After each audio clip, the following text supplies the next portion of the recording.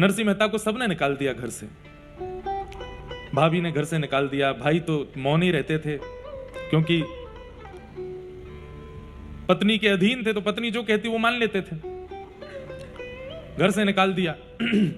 पर ठाकुर जी जिसको स्वीकार करते हैं, भले ही दुनिया उसको ठुकरा दे, उसे क्या आवश्यकता। ठाकुर जी ने अक्रूर जी महाराज को कहा कि जाओ मेरे नरसिंह का भवन बना के आओ, और श्री अक्रूर जी महाराज प्रकट हुए। नरसिंह मेहता देख करके बोले, भैया आप कौन? बोले, हम अक्रूर हैं, ठाकुर जी ने हमको भेजा है कि आपका भवन निर्माण करना है। जय हो, बड़ी कृपा ठाकुर जी की, बना दो। भवन निर्माण हो गया, सब कुछ ठाकुर जी ने उनके लिए कल्याणकारी निमित्त कर दिया। कुछ समय बाद बड़े भैया आए नरसिंह मेहता के पास और आकर के बोले, पिताजी का श्राद्ध है, घर आ जाना। भले ही हम अलग अलग रहते हैं लेकिन पिता का श्राद्ध तो साथ ही करेंगे। नरसिंह मेहता ने चरण पकड़े, बोले, भैया मुझे तो पिताजी की ज्यादा स्मृति नहीं, मैंने आपको ही पिता माना अपना, लेकिन पिताजी का श्राद्ध है, मैं जरूर आऊंगा। लेकिन जब से मैं घर से अलग हुआ हूं, मैंने सेवा रखी है ठाकुर जी की, तो सेवा करने में, भजन कीर्तन करने में समय निकल जाता है काफी, तो मैं सेवा से निवृत्त होके आऊंगा। और उसमें मुझे कितना बच जाएगा, कितना समय लगेगा मुझे पता नहीं, तो पर मैं आऊंगा, पर सेवा निवृत्त होके आऊंगा। अब नरसिंह मेहता जी ने कुछ गलत तो कहा नहीं था, लेकिन भैया को यह बात बुरी लगी। पिता का श्राद्ध है और अभी भी तू ठाकुर जी की सेवा की प्रधानता बता रहा है, बिल्कुल आने की आवश्यकता नहीं है। मेरा तेरा भाई का संबंध भी आज मैं नष्ट करता हूं। अरे पिता का श्राद्ध है, अभी भी वो ठाकुर की सेवा करके आएगा? नहीं, मेरा वो मतलब नहीं भैया, सेवा ठाकुर जी आपके लिए जड़ होंगे, मेरे लिए तो सचल हैं, उनको तैयार करके सेवा करके तभी तो आ पाऊंगा। जा मुझे ज्ञान मत दे, बैठा रहे घर, हम अकेले कर लेंगे, और बिल्कुल आने की आवश्यकता नहीं। नरसिंह मेहता अपनी पत्नी से बोले, अब क्या करें? भैया तो बुरा मान गए, तो बोले, अब तुमने मन से तो कहा नहीं, लेकिन एक बात सुनो, हैं तो आपके पिता भी जिनका श्राद्ध है, तो आप अपने घर पे कर लो। भैया मना कर गए स्पष्ट कि मत आना, जाओगे तो और विवाद होगा, श्राद्ध में विघ्न हो जाएगा, आप अपने पिता का श्राद्ध यहीं घर पे ही कर लेना। ठीक है, जाओ अपने कुलगुरु को बुला के ले आओ। नरसिंह मेहता अपने कुलगुरु के पास गए, जाकर के कहा, पिताजी का श्राद्ध है। बोले, हमने तो तुमको वंश से निकाल दिया, हमने तो तुमको जाति से निकाल दिया, अब क्यों आए हो तुम? बोले, भले ही मैं जाति से अलग हूं, लेकिन पिताजी तो मेरे आपकी जाति के ही हैं, उनका श्राद्ध करवाने आ जाइए। कुलगुरु जी बोले, हमने तो आपके बड़े भैया को वचन दिया है, उनके यहाँ जाएंगे और एक बार में एक ही जगह श्राद्ध खाना चाहिए, आप यहाँ नहीं आ पाएंगे, आप कोई और व्यवस्था कर लो अपने। नरसिंह मेहता बोले, कोई बात नहीं। दूसरे ब्राह्मण देवता के पास गए, बोले कि हमारे कुलगुरु तो व्यस्त हैं, आप ही करा दीजिए। तो ईर्ष्यालु लोग, ऐसा नहीं है कि आपसे जलने वाले लोग, ईर्ष्या करने वाले लोग मुंह पे ईर्ष्या करते हैं या पीठ पीछे ईर्ष्या करते हैं, वो कई बार कर्म के द्वारा भी ईर्ष्या प्रकट करते हैं। जैसे महाभारत में कथा आती है ना कि भृगु ऋषि को कौरवों ने हाथ पांव जोड़ करके प्रणाम करके कहा कि महाराज आप अपने 1000 शिष्यों को लेकर के पांडवों के पास प्रसाद पाने जाओ, ताकि आपके चरण रज मिलने से हमारे भाइयों का भला हो जाए। अब कह तो रहे हैं कि आपके चरण रज मिलने से हमारे भाइयों का भला हो जाए, लेकिन मन में ईर्ष्या है कि जो 5 लोगों का भोजन नहीं बना पाते, जब 1000 लोगों को लेके ये जाएंगे तो उनको खिला नहीं पाएंगे, और क्रोध में आके ये उनको श्राप दे देंगे। ईर्ष्यालु लोग कई बार दिखाते हैं कि वो आपसे प्रेम बहुत करते हैं, लेकिन उनकी क्रिया में कपट होता है। जैसे कोई हिमालय की यात्रा पर गया, अब हिमालय यात्रा करके आया, आपके मन में आया मैं भी जाऊं, तो आपने उससे पूछा, भैया कैसी रही यात्रा? तो उसने मन में सोचा, अगर मैं यहीं बैठे बैठे बता दूंगा तो ये सतर्क हो जाएगा और ये जाएगा नहीं, इसलिए ऐसा बताओ कि ये खुद भी चख करके आवे मजा। अरे बड़े आनंद आए। कौन कहता है दुर्गम? बिल्कुल दुर्गम नहीं था, इतने बढ़िया रोड बना दिए सरकार ने, क्या ऐसे गाड़ियां घूमती हैं, बिल्कुल गड्ढे नहीं, बिल्कुल मोड़ नहीं, और भीड़ तो होती ही नहीं है, बिल्कुल सर्राटे से गाड़ी जाती है, पहुंच जाते हैं। सर्दी का तो कोई एक जैकेट लेके जाना, बस उसी में काम हो जाएगा तुम्हारा।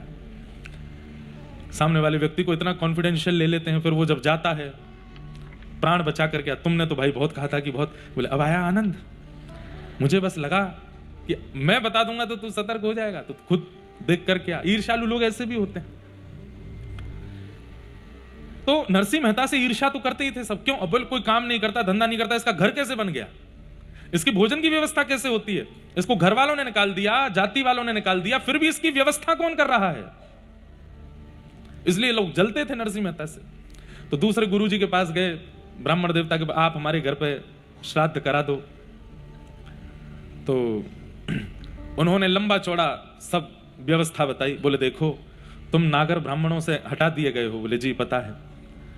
अब यही एक मौका है कि तुम सब ब्राह्मणों को प्रसन्न करो। तो अकेले मुझे मत बुलाओ, जितने नागर ब्राह्मण है सबको बुलाओ, सबको उचित भोजन कराना, सबको दक्षिणा देना, सबके पांव धोना, सबको प्रणाम करके सबसे क्षमा मांगना, तब जाकर के सब तुमको आशीष देंगे। तो तुम्हारे पिताजी का श्राद्ध भी सफल होगा। और जो तुमने गलतियां की हैं, जबकि गलती कुछ की नहीं है नरसिंह मेहता जी ने, जो तुमने गलतियां की उसमें तुमको क्षमा मिलेगी, तभी तुम्हारे पिताजी का श्राद्ध सफल होगा। सारे नागर ब्राह्मण आएंगे। बोले आप सबको निमंत्रित कर दीजिए, मैं व्यवस्था करूंगा। नरसिंह मेहता सोचे 40-50 लोग आएंगे, लेकिन उन ब्राह्मण देवता ने 400 परिवार निमंत्रित कर दिए। 400 परिवारों में जाकर के ढिंडोरा पीट दिया। नरसिंह मेहता ने भोजन पर बुलाया है। बोले वो क्या खिलाएगा? बोले इससे तभी तो आनंद आएगा, खाने के लिए जाएंगे, नहीं खिला पाएगा तो फिर भरे समाज में फिर उसको गालियां देंगे, फिर उसको सुनाएंगे, और अब की बार तो इसको नगर से ही निकाल देंगे। सब बोले हाँ आनंद आएगा, आनंद आएगा, ऐसा ही करो। नरसिंह मेहता ने जाके पत्नी से कहा 40-50 लोगों की प्रसाद की। बोले कोई व्यवस्था नहीं है यहाँ, 2 लोगों की व्यवस्था नहीं, तुम 40 की बोल रहे हो, एक ही बुला लेते। बोले वो बोले कि सबको बुलाना है, मैं तो बोल आया कि सबको निमंत्रण देना, अब देवी कुछ करो। पत्नी ने कहा वो एक सेठ जी हैं, उनसे जाके थोड़ा कर्जा ले आओ।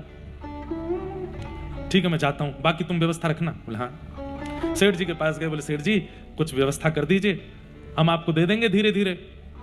अच्छा नरसिंह मेहता कीर्तन करते थे, कीर्तन में कोई कुछ देने का प्रयास करता था तो नरसिंह मेहता जी रखते नहीं थे। कोई दे भी देता था तो तुरंत भंडारा कर देते थे, या फिर कभी कोई देने की इच्छा रखता तो नरसिंह मेहता कहते उनसे हमने इतना लिया है, आप उनको दे आओ, अपने पास नहीं रखते थे। अकिंचन, निष्किंचन। तो सेठ जी के पास जाकर के नरसिंह मेहता बोले पिताजी का श्राद्ध करना है, आप थोड़ी सेवा कर दो।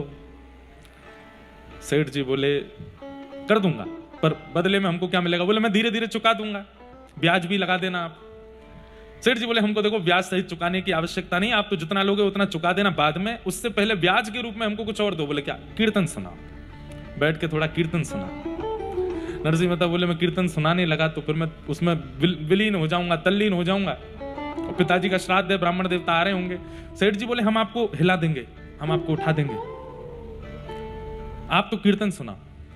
लिए करताल हाथ में, और जैसे ही कीर्तन गाने, वो हमारी आपकी तरह कीर्तन भजन कथा नहीं सुनते थे।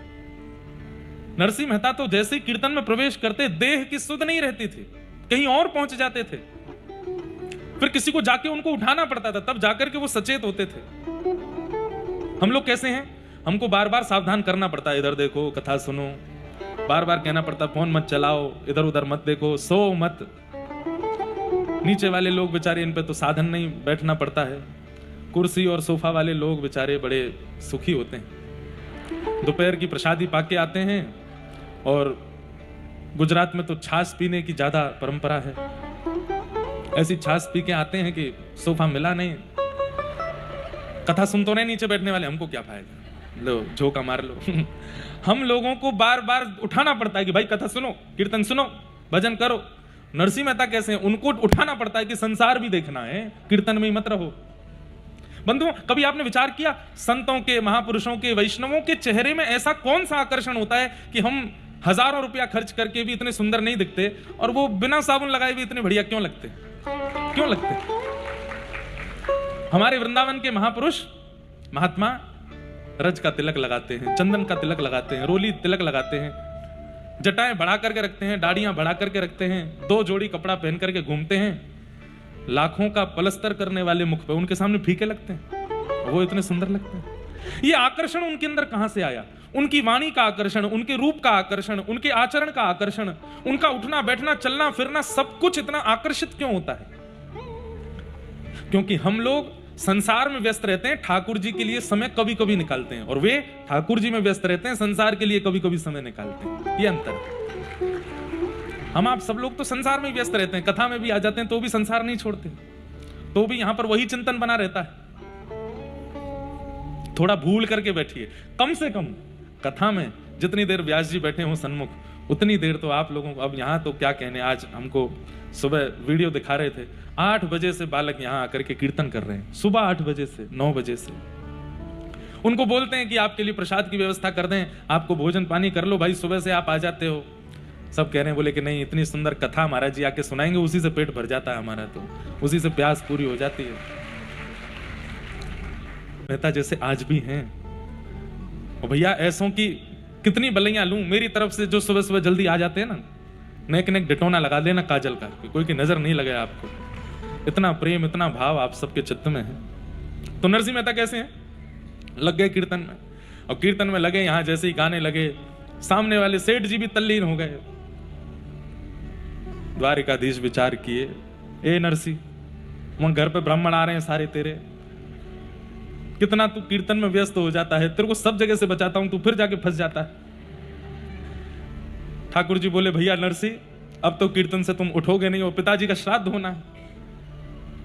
ठाकुर जी ने रुक्मणी जी से कहा, रुक्मणी जी संभालो जरा मोर्चा, द्वारिका संभालना, मैं आता हूं थोड़ी देर में। कहां जा रहे हो, बोले अभी आता हूं। ठाकुर जी ने तुरंत नरसिंह मेहता का रूप धारण किया, घर पहुंच गए नरसिंह मेहता के, बैलगाड़ियों में सामान लेकर के, जैसे मानो मंडी से सारी सब्जियां खरीद करके लाए हों। पत्नी से कहा, देवी सेठ जी ने पैसे दे दिए हैं, बढ़िया सब सामग्री लाया हूं, बनाओ, तैयारी करो। ठाकुर जी पहुंच गए। पत्नी बोली, अकेली थोड़ी, आप भी लगो साथ में। ठाकुर जी बोले, हाँ कुछ सब्जी मैं भी अमनिया करता हूं। लगे नरसिंह मेहता की तरह अमनिया कर रहे हैं, सब्जी बना बना करके काट काट करके दे रहे हैं। पत्नी सिद्ध कर रही है। अरे भाई, यहां सौभाग्य नरसिंह मेहता का नहीं है, यहां सौभाग्य नरसिंह मेहता की पत्नी का भी नहीं है, सौभाग्य तो नरसिंह मेहता के पिताजी का है कि श्राद्ध करने ठाकुर जी आए, और श्राद्ध की प्रसादी भी अपने हाथ से सिद्ध कर रहे हैं। वहां नरसिंह मेहता कीर्तन में आनंदित हैं, नेत्रों से अश्रुधार, और दोनों सेठ जी और नरसिंह मेहता नृत्य करके कीर्तन कर रहे हैं। ठाकुर जी ने बढ़िया, इनके बालकों को भी कहीं श्राद्ध खाने की आवश्यकता नहीं है, इसी से ही घर चल जाना है, अब कहीं आने जाने की आवश्यकता नहीं है। घर में इतना धन हो गया कि 2-3 समय का भोजन रोज मिल जाएगा जीवन पर्यंत। सब ब्राह्मण हृदय से लगाने लगे, वाह नरसिंह, तुमने कमाल कर दिया। जो प्रमुख ब्राह्मण देवता थे, उनके बड़े भैया ही थे जो इनके कुल के कुलगुरु थे, वो गए थे वहां बड़े भैया के यहाँ। बड़े भैया के यहाँ 4-5 ब्राह्मणों ने प्रसाद पाया, श्राद्ध आदि कराया। तो नरसिंह मेहता जी के बड़े भैया ने सबको, उस समय में नगर में सबसे बड़ी दक्षिणा नरसिंह मेहता जी के बड़े भैया ही देते थे। कितनी दक्षिणा देते थे? 1.5 रुपया। कितना? 1.5 रुपया। और 1.5 को बहुत मानते थे। 1.5 रुपया देख करके सब ब्राह्मण एक दूसरे का चरवा देखो कितनी बढ़िया दक्षिणा मिली है। वो नरसिंह मेहता के यहाँ 4000 गए हैं, क्या करके आए होंगे, मार पिटाई चल रही होगी वहां। तो देखते हैं नरसिंह मेहता निकाल दिया कि नहीं नगर से। ये लोग श्राद्ध खा करके निकले तो देखो सामने से नाचते गाते हुए नागरवंशी ब्राह्मण सब उछल कूद करते हुए आ रहे हैं। इन लोगों ने जाके कहा, क्या हुआ? अरे क्या हुआ महाराज, आज तो नरसिंह मेहता ने आनंद कर दिए। बोले कैसे आनंद? बोले हम बाद में बताएंगे, पहले तुम बताओ, तुम उसके बड़े भैया के यहाँ गए, कितनी दक्षिणा मिली? हमको 1.5 रुपया। 1.5 रुपया दिया है, छोटी बात है क्या? तुम लोग बता दो, चवन्नी अठन्नी कितना दिया है? 1 पैसा 2 पैसा। सारे ब्राह्मण हंस करके बोले, सोने की मोहर दी है, 12-12 सोने की मोहर। क्या प्रसाद, क्या खीर, क्या पूड़ी, क्या सब्जियां। अरे भैया नरसिंह मेहता ने तो आनंद कर दिया। इतना आनंद? बोले जी पता नहीं कहां से कौन देता है, नरसिंह मेहता पे आती कहां से ये चीजें। यहां पर सब ब्राह्मण चले गए। ठाकुर जी बोले, अब इनकी पत्नी पर कृपा कर दूं थोड़ी। तुरंत बैठ गए, देवी सब ब्राह्मणों ने पा लिया, खूब प्रेम से आज पिताजी का श्राद्ध हो गया, अब जो बच्चा है वो हमको पवाओ। हाँ आप विराजो। बैठ गए। बैठ करके ठाकुर जी ने बढ़िया सामने पत्तल में प्रेम से पाया, एक एक प्रसाद पाया, एक एक कण पाया। नरसिंह मेहता जी की पत्नी का नियम था कि पति के थाल में ही उन्हीं के बाद जो बच जाता था उस कण में थोड़ा मिला के पाती थी। ठाकुर जी ने प्रेम से पाया, खूब प्रेम से पा करके तृप्त हो गए। देवी आओ तुम भी जल्दी पालो, और मैं जाता हूं थोड़ा हाथ पांव धो के स्नान ध्यान करके संध्या करके आता हूं। बोले जी आप जाओ। पत्नी बैठ गई पाने के लिए। ठाकुर जी गए सीधे द्वारिका पहुंचे, आकर के मुकुट उकुट पहना। रुक्मणी जी से बोले सब ठीक? बोले हाँ बैठो विराजो। पुनः दर्शन के लिए खड़े हो गए। यहां नरसिंह मेहता जी कीर्तन कर रहे हैं। कीर्तन करते करते करते तब सेठ जी को होश आया। सेठ जी, नरसिंह मेहता नहीं निकले कीर्तन से, सेठ जी ही निकले। संसारी ही निकलते हैं पहले कथा कीर्तन से बाहर। थक गए। अरे मेहता जी 4-5 घंटे का कीर्तन हो गया। अरे अरे अरे मैं तो भूल ही गया। तुरंत करताल को प्रणाम किया, ठाकुर जी को प्रणाम किया। नाम सेठ जी, अरे तो पूरा दिन निकल गया, संध्या होने को आई है। पिताजी का श्राद्ध तो हुआ नहीं, वहां ब्राह्मणों ने पत्नी को बेचारी को क्या सुना दिया होगा, अब पता नहीं मेरे साथ क्या होगा। अब ठीक है, जो होना होगा सो होगा, आप वो सेवा मुझे दे दीजिए, मैं करूं।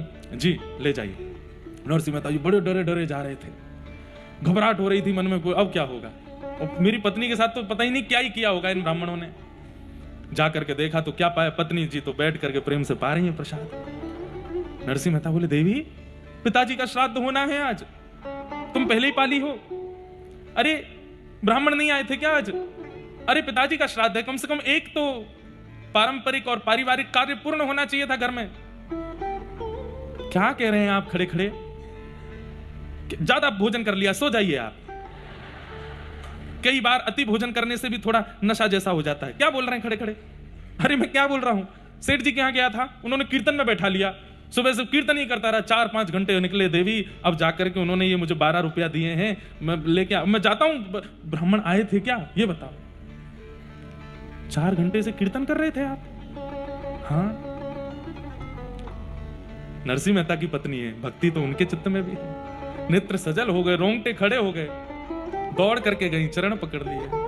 बोले ये कैसी बात कर रहे हैं, सच बताइए, आप सेठ जी के यहाँ? तो बोले हाँ मैं सेठ जी के यहाँ अभी आया हूं। क्या हुआ, तुम इतनी भावुक क्यों हो रही हो? पूरा वृत्तांत बताया। बोले अरे आप सेठ जी के यहाँ थे तो फिर यहाँ आपके रूप में कौन आया? अरे बैलगाड़ियों में सब्जी भर के लाए थे, मेरे साथ अमनिया करवा रहे थे रसोई घर में, पूरी प्रसादी सिद्ध करा करके 4000 ब्राह्मणों को जमाया, 12 सोने की मोहर दी। मैं कह भी रही थी कि इतना कहां से लेके आए हो? बोले देवी मैंने तुमको बताया नहीं था, सब धरा हुआ था भीतर, निकाल निकाल के सबको दिया, प्रसाद पाया, अपना उच्चिष्ट छोड़ करके गए, तभी तो मैं प्रसाद पाने के लिए बैठी, आप ही तो थे। नरसिंह मेहता समझ गए, बोले कि मैं नहीं हूं, ये तो करुणा निधान है, ये तो दीन बंधु द्वारिकाधीश आए थे। हाथ पांव कांपने लगे नरसिंह मेहता के। कहां बैठे थे मेरे नाथ? वो जगह दिखाने लगी, इधर बैठे थे। नरसिंह मेहता उस स्थान को ही वंदन करें। कहां चल रहे थे? बोले इधर चल रहे थे। उस रज को प्रणाम करें। किधर किधर प्रसाद पाए थे? यहाँ। अरे देवी तुम मुझे थोड़ा प्रसाद दो, उनका उच्छिष्ट है, मैंने भी इसमें से खा लिया है। कोई बात नहीं, तुमने खाया तो क्या, ठाकुर जी का प्रसाद तो प्रसाद है, दो। दोनों नरसिंह मेहता और उनकी पत्नी एक ही थाल में प्रसाद पाने लगे, नेत्रों से अश्रुपात करने लगे। जय हो दीन बंधु, जय हो दीनानाथ, जय हो द्वारिकाधीश, आपकी बड़ी कृपा, इतना अनुग्रह, इतनी करुणा मुझ पर करके आप आज गए हैं। ऐसे द्वारिकाधीश